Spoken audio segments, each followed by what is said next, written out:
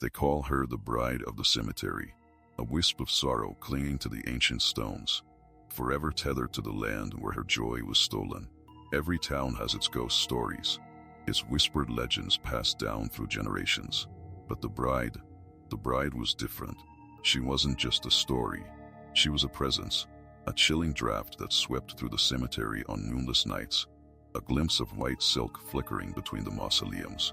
As a young history student, fresh out of university and brimming with misplaced confidence, I found myself irresistibly drawn to her tale. The official records painted a simple picture: a tragic accident, a young woman named Eliza, dead on her wedding day. But the stories hinted at something far more sinister. A dark pact, a jealous rival, a curse woven into the very fabric of the town. I arrived in Hollow Creek in late autumn, the skeletal branches of the trees clawing at the overcast sky. The air itself felt heavy, pregnant with secrets. My first visit to the cemetery was uneventful. The iron gates creaked open with a mournful sigh, and the wind whispered through the gnarled yews. But that was all. Still, I felt it, a prickling sensation on the back of my neck, the feeling of being watched. I spent weeks poring over old newspapers, parish records, anything I could find about Eliza and her ill-fated wedding. The more I learned, the more the legend solidified into something tangible, something real. Eliza was to marry a man named, well, the records were strangely vague about the groom. Just a man from out of town. But then the dreams started. They were vivid, unsettling. I saw Eliza, not as a ghost, but as a living, breathing woman, radiant in her white gown. I saw her laughter, her joy, the way her eyes sparkled with anticipation. And then the dream would shift. The laughter would turn to screams, the sparkle to terror. I would see her falling, her white dress stained crimson, her eyes wide with disbelief. I tried to dismiss them as stress, the product of too much coffee and too little sleep. But the dreams grew more frequent, more intense. And then I started to see her, not in my dreams, but in the periphery of my vision. A flash of white in a darkened hallway, a whisper of silk in the empty library. One evening, I returned to the cemetery, drawn there by an invisible force.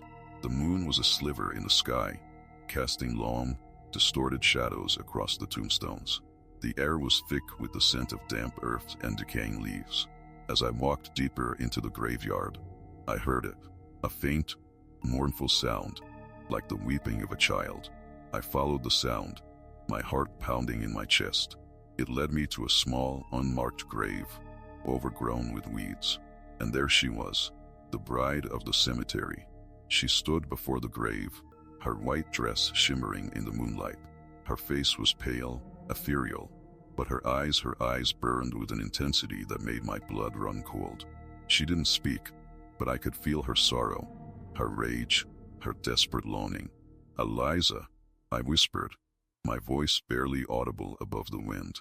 She turned to me, her gaze piercing, and then she spoke. Her voice was like the rustling of dry leaves, a whisper from beyond the grave. "He promised me forever," she said. "He swore he would love me until the end of time." I didn't know what to say. I was paralyzed by fear, by awe, by a strange sense of recognition. "But he lied," she continued, her voice rising in anguish. "He broke his promise. And now I am trapped here, forever bound to this cursed place." She reached out to me, her hand cold and clammy. As her fingers brushed against my skin, a jolt of energy surged through me. I saw flashes of images, fragmented memories that weren't my own. A dark ritual, a blood sacrifice, a pact made with something unholy. "He made a deal," she whispered, her eyes filled with despair. "A deal with the devil, and I was the price." The night air grew colder, the shadows deeper. The wind howled like a banshee, and the trees seemed to writhe in agony. I knew with chilling certainty that I was in terrible danger. The bride of the cemetery was not just a ghost. She was a victim, a prisoner, and she was desperate to escape. And I was somehow connected to her fate. But how? What role did I play in this tragic, centuries-old drama? The answer, I feared, was buried somewhere in the darkness that was rapidly closing in. The following days were a blur of fear and obsession. I couldn't shake the image of Eliza, her mournful eyes, her chilling touch. Sleep offered no respite, only a replay of her final moments, the crimson stains spreading across her wedding gown. I spent my days in the library, frantically searching for any mention of a demonic pact, any clue that could explain what I had witnessed in the cemetery. The townsfolk, sensing my increasing unease, began to regard me with suspicion. They whispered behind cupped hands, their eyes following me with a mixture of fear and pity. Old Maggie, the town's self-proclaimed seer, cornered me outside the general store one afternoon. Her eyes, milky with cataracts, seemed to see right through me. "The bride doesn't like to be disturbed, boy," she croaked, her voice raspy with age. "Some secrets are best left buried." I tried to dismiss her words, but a shiver ran down my spine. Was she warning me or threatening me? That night, the visions intensified. I saw Eliza's wedding day unfold with terrifying clarity. The church bells ringing, the guests arriving, the nervous anticipation in her eyes. And then the groom, a tall, handsome man with a charming smile and eyes that held a flicker of something sinister. I couldn't see his face clearly, but I felt a sense of dread emanating from him, a darkness that seemed to consume everything around him. The ceremony began. Eliza walked down the aisle, radiant in her white gown. But as she approached the altar, a strange wind swept through the church, extinguishing the candles and casting the room into darkness. A scream pierced the silence, followed by chaos and confusion. When the lights were relit, Eliza lay on the floor, her dress stained crimson, a look of disbelief frozen on her face. The dream ended abruptly, leaving me gasping for air. I sat up in bed, my heart pounding, my body drenched in sweat. The room was cold, and the air was thick with the scent of damp earth. I knew I couldn't ignore the visions any longer. They were more than just dreams. They were memories, fragments of Eliza's life, and they were trying to tell me something. I returned to the cemetery the next evening, determined to confront Eliza, to demand answers. The moon was full, casting an eerie glow over the tombstones. As I walked towards the unmarked grave, I felt a presence beside me, a cold, ethereal touch on my arm.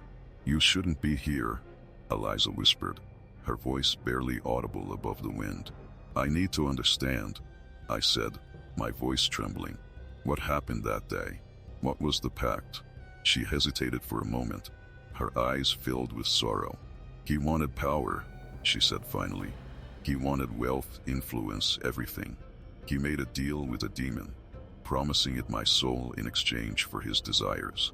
"But why you?" I asked, my voice choked with emotion. "Because he loved me," she said, her voice laced with bitterness. Or so he thought. He believed that sacrificing me would prove his devotion to the demon, that it would grant him even greater power. I felt a wave of nausea wash over me. The sheer depravity of it all was almost unbearable. "Is there any way to break the pact?" I asked, my voice barely a whisper. "Yes," she said, her eyes filled with a glimmer of hope. "But it won't be easy. The demon is powerful, and it won't relinquish its claim on my soul without a fight." She told me of an ancient ritual, a forgotten incantation that could sever the bond between her soul and the demon. But the ritual required a sacrifice, something of equal value to the soul that was being offered. "What kind of sacrifice?" I asked, dread creeping into my voice. She looked at me, her eyes filled with an unsettling intensity. "Something you hold dear," she said. "Something you are willing to give up to save me." The air grew colder, the shadows deeper. I knew what she was asking. She wanted me to sacrifice my own life, to offer my own soul in exchange for hers. Could I do it? Could I give up everything to save a woman I had never met? A woman who had been dead for centuries? As I stood there, paralyzed by indecision, I noticed something different about Eliza. Her form was becoming more solid, more real. Her eyes burned with a feverish intensity, and her voice was growing stronger, more commanding. "Hurry," she said, her voice laced with urgency. "The demon is growing impatient. If you don't act soon, it will claim my soul forever. And then it will come for you. I didn't understand. Why would the demon come for me? What role did I play in all of this? Suddenly, a wave of dizziness washed over me. I stumbled, clutching my head in my hands. Images flashed through my mind, fragmented memories that weren't my own. A dark ritual, a blood sacrifice, a pact made with something unholy. And then I saw him, the groom, the man with the charming smile and the eyes that held a flicker of something sinister. His face was no longer obscured. It was clear, distinct, and horrifyingly familiar. It was my face. The realization hit me like a physical blow. I staggered back, my mind reeling. Couldn't be. It was impossible. But the memories, the visions, they were undeniable. I was the groom. I was the one who made the pact. I was the reason Eliza was dead. No, I gasped, shaking my head in disbelief. It's not true. It can't be. Eliza's eyes narrowed, her ethereal beauty now replaced with a chilling fury. You deny it? Even now, after all you've seen, all you've felt? I don't understand. I stammered, my voice trembling. I don't remember any of this. The demon erased your memories, she hissed. It needed you to be free to live your life so it could claim your soul later. A twisted insurance policy, insuring its prize. The pieces began to fall into place, a horrifying mosaic of guilt and despair.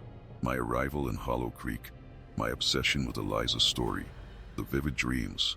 It had all been orchestrated, a carefully laid trap to lure me back to the scene of my crime, to remind me of the debt I owed. But why now? I asked, my voice barely a whisper. Why are you revealing this to me now? Because the pact is nearing its completion, she said, her voice laced with a chilling urgency. The demon is growing impatient. It wants its due, and it will take both our souls, unless you stop it. How? Pleaded. How can I stop it? I don't know anything about demonic pacts or ancient rituals. The ritual, she said, her eyes burning with a desperate intensity. The one I told you about. It's the only way. But the sacrifice, I protested. You said it required something of equal value to a soul. I can't just give up my life. You have no choice, she interrupted, her voice sharp and unforgiving. You made the pact. You condemned me to this eternal torment. You owe me this at the very least. She was right. I did owe her. I owed her everything. My life, my soul, my very existence. I had stolen her future, her happiness, her chance at life. The thought of sacrificing myself, of ending my life to save her, was terrifying. But it was also the only way to atone for my sins. Tell me what to do, I said, my voice filled with a newfound resolve. Tell me everything. I'll do whatever it takes to break this curse. Eliza's expression softened slightly, a flicker of gratitude in her eyes. She explained the details of the ritual, the incantations, the offerings, the precise location where it had to be performed. It was a complex and dangerous undertaking, fraught with peril at every turn. But there's one more thing, she said, her voice dropping to a whisper. The demon will try to stop you. It will use every trick in its arsenal to prevent you from breaking the pact. What kind of tricks? I asked, my heart sinking. It will try to tempt you, to deceive you, to manipulate you, she said. It will prey on your fears, your desires, your weaknesses. You must be strong. You must resist its influence. I will, I said, my voice filled with determination. I promise you, Eliza, I won't let you down. As I spoke those words, a chilling gust of wind swept through the cemetery, extinguishing the moonlight and plunging us into darkness. A low growl echoed through the trees, a sound that seemed to vibrate in the very bones of the earth. It knows, Eliza whispered, her voice filled with fear. It knows what we're planning. A pair of glowing red eyes materialized in the darkness, hovering just above the ground. A raspy voice, like the grinding of stones, filled the air. So the prodigal son returns, the voice boomed. Come to renege on our little agreement? I felt a wave of terror wash over me, but I stood my ground. I would not let this creature intimidate me. I would not let it control me. The pact is broken, I said, my voice trembling but firm. I renounce it. I free Eliza from your grasp. The demon laughed, a chilling, unearthly sound. You think it's that simple? You think you can just walk away from a deal with me?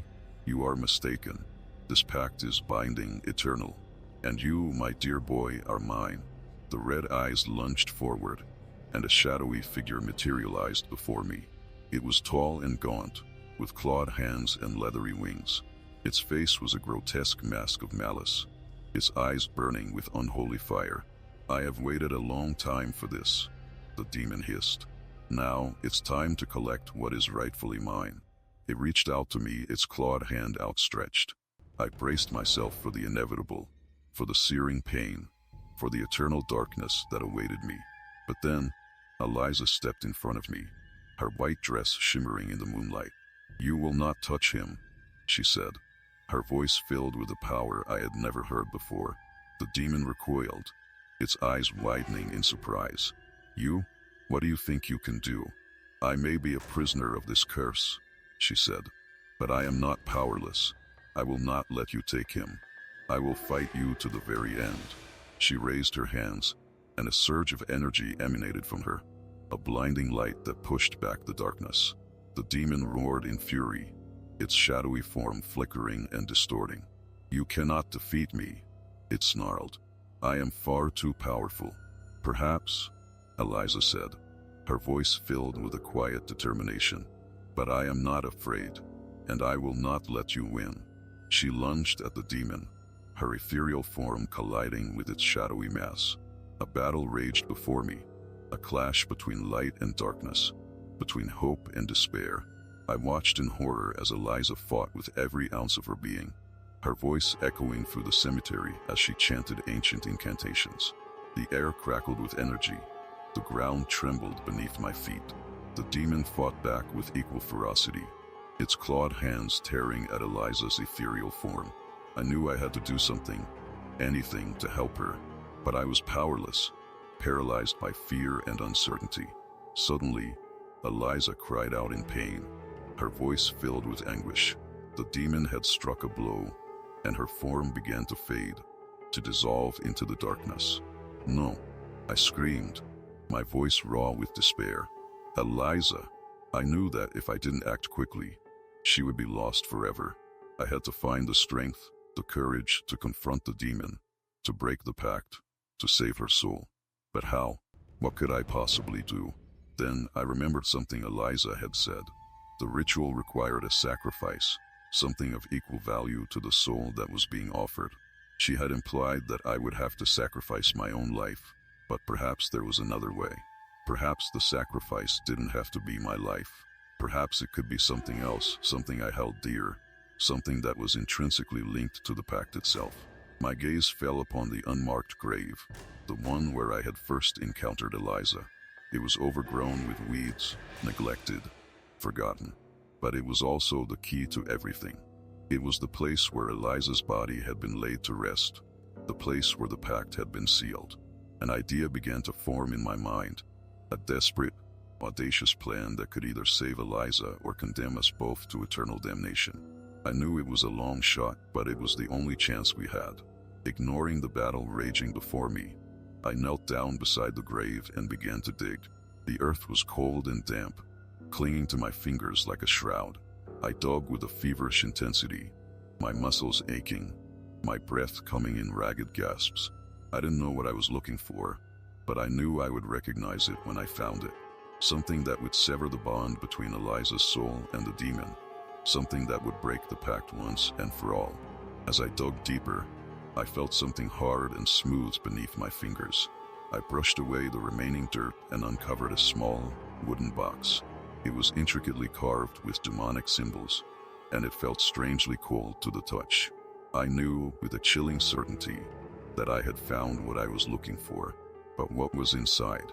And how could it help me save Eliza? The battle between Eliza and the demon raged on, growing ever more intense. I knew I was running out of time. I had to act quickly before it was too late. I pried open the lid of the box, and a wave of darkness poured out, engulfing me in a chilling embrace. Inside, nestled on a bed of black velvet, was a single object, a tarnished silver ring, engraved with a familiar crest. It was my family crest, the crest that I had worn on my wedding day, the crest that I had used to seal the pact with the demon. The realization hit me with the force of a physical blow. This ring was not just a symbol of my family. It was a conduit for the demon's power, a tangible representation of the pact itself. And I knew with chilling certainty what I had to do. But could I bring myself to do it? Could I sacrifice the last vestige of my former life, the last connection to my family, to save a woman I had condemned to eternal torment? The answer, I knew, was inevitable. The demon roared, a sound that ripped through the cemetery, shaking the very ground beneath my feet. Eliza, weakened but defiant, stood between us, her ethereal form flickering like a dying candle flame.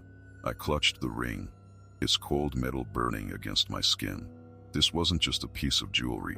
It was a link to a past I barely remembered, a past that had condemned us all. "This ends now," I said, my voice surprisingly steady despite the terror clawing at my insides. The demon chuckled, a dry, rasping sound that sent shivers down my spine. "Brave words, little mortal, but you hold nothing but a trinket, a bauble from a life you no longer deserve."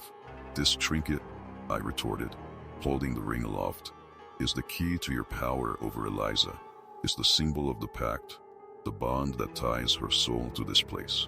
And I'm about to break it." The demon's eyes narrowed, its gaze intensifying. I could feel its malevolent energy pressing against me, trying to crush me, to break my will. But I stood firm, fueled by a desperate hope and a burning desire for redemption. "You wouldn't," the demon hissed. "You wouldn't destroy your own legacy, your own power. Think of what you could achieve.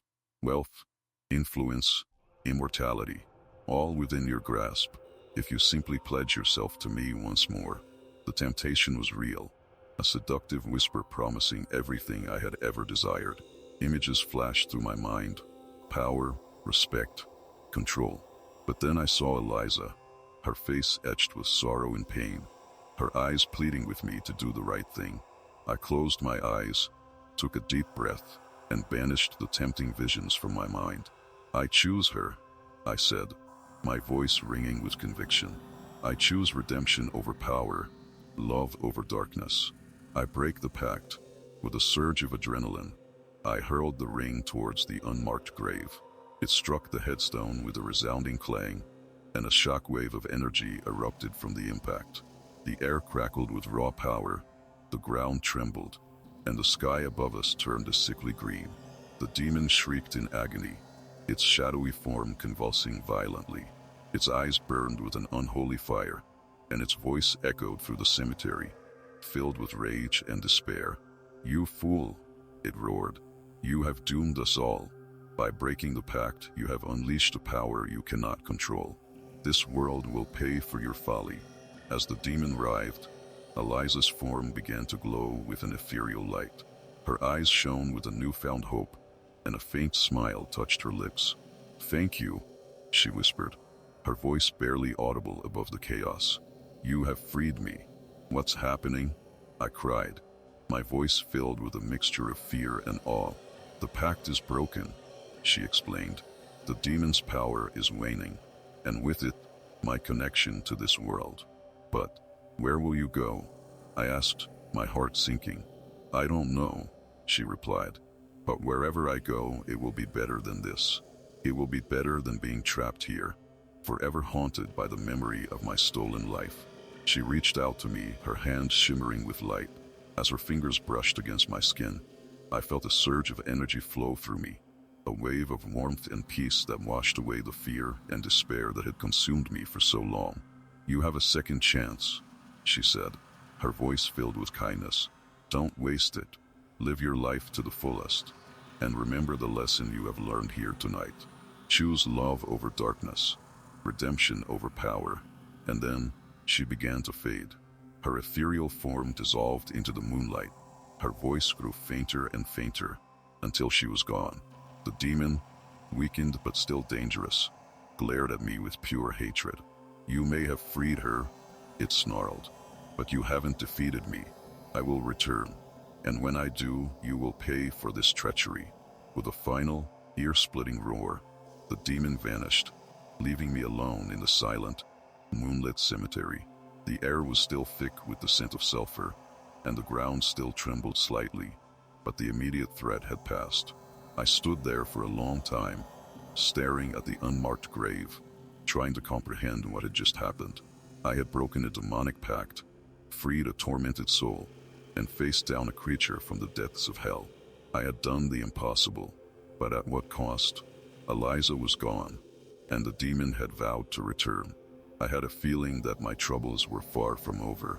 In fact, I suspected that they were just beginning, because as the first rays of dawn painted the sky, I noticed something chilling etched into the headstone of Eliza's grave, a message that sent a fresh wave of ice through my veins. "Forever yours." But was it from Eliza or something far more sinister? The chilling words etched into the headstone seemed to burn into my very soul. "Forever yours." Was it Eliza, a lingering echo of gratitude from a soul finally at peace? Or was it something far more sinister, a promise from the darkness, a declaration that despite my victory, I was still bound to this place, to this nightmare? The rising sun cast long, distorted shadows across the cemetery, illuminating the damage from the night's battle. Upturned tombstones, shattered mausoleum windows, the air thick with the lingering scent of sulfur. It was a scene of devastation, a testament to the cosmic forces that had clashed in this forgotten corner of the world. I stumbled out of the cemetery, the iron gates creaking shut behind me like a mournful sigh. The town of Hollow Creek was just beginning to stir, oblivious to the supernatural drama that had unfolded in its midst. I felt like an alien, a stranger in a familiar land, forever marked by the events of the night. I returned to my rented room, a small, sparsely furnished space above the general store. The mundane normality of the room, the faded wallpaper, the chipped porcelain sink, the lukewarm coffee brewing in the pot, felt surreal, a stark contrast to the horrors I had just witnessed. I tried to piece together what had happened, to make sense of the fragmented memories that were still swirling in my mind. I was the groom. I had made a pact with a demon. I had sacrificed Eliza for power. The guilt was crushing, a weight that threatened to suffocate me. But Eliza was free. I had broken the pact, saved her soul, and earned a chance at redemption. I had to hold on to that, to cling to the hope that I could somehow make amends for my past sins. Sleep evaded me. I tossed and turned in the narrow bed, haunted by visions of Eliza, of the demon, of the chilling words etched into the headstone.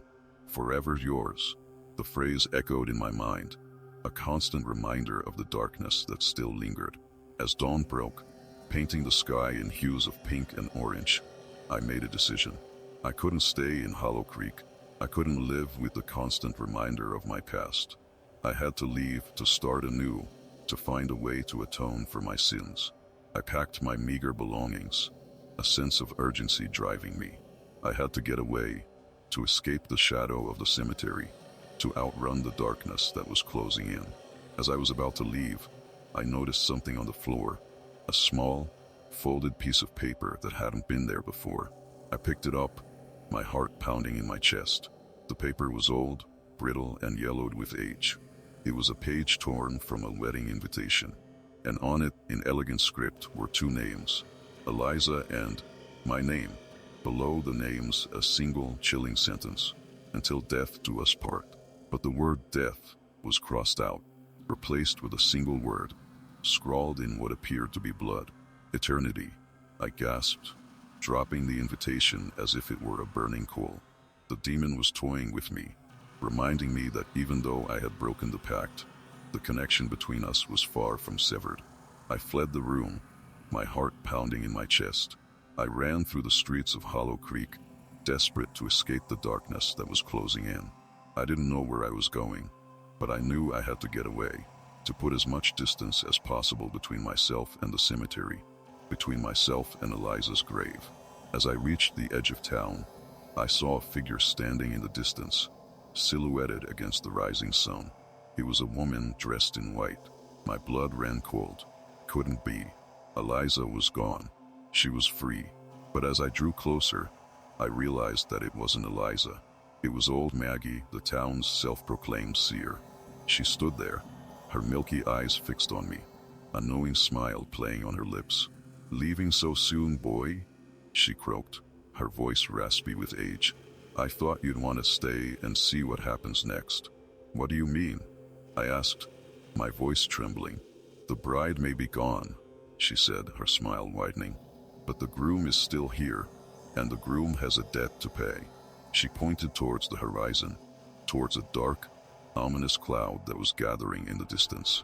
"He's coming for you," she whispered. "He's coming to collect what is rightfully his." A wave of terror washed over me. The demon wasn't finished with me. He was still out there, lurking in the shadows, waiting for the opportune moment to strike. "What can I do?" pleaded. "How can I stop him?" Old Maggie chuckled, a chilling, unearthly sound. "That, my dear boy," she said, "is something you'll have to figure out for yourself. But be warned, the path ahead is dark and dangerous, and you are not alone." She turned and walked away, disappearing into the morning mist, leaving me standing alone on the edge of town, facing the gathering storm. I knew with chilling certainty that my journey was far from over. The battle had just begun, and I had a feeling that the next chapter would be even more terrifying than the last. Because as I looked towards the horizon, I saw something else, something that made my blood run cold. A figure riding towards me on a black horse, a figure dressed in a dark cloak, his face obscured by a wide-brimmed hat, a figure that I knew deep down was more than just a man. He was coming, and he was bringing hell with him. But who was he, and what did he want? The answer, I feared, was buried somewhere in the darkest corners of my soul. And I had a feeling that I wouldn't like what I found, because the rider, the harbinger of my doom, carried a single, chilling object in his gloved hand, a wedding invitation bearing my name.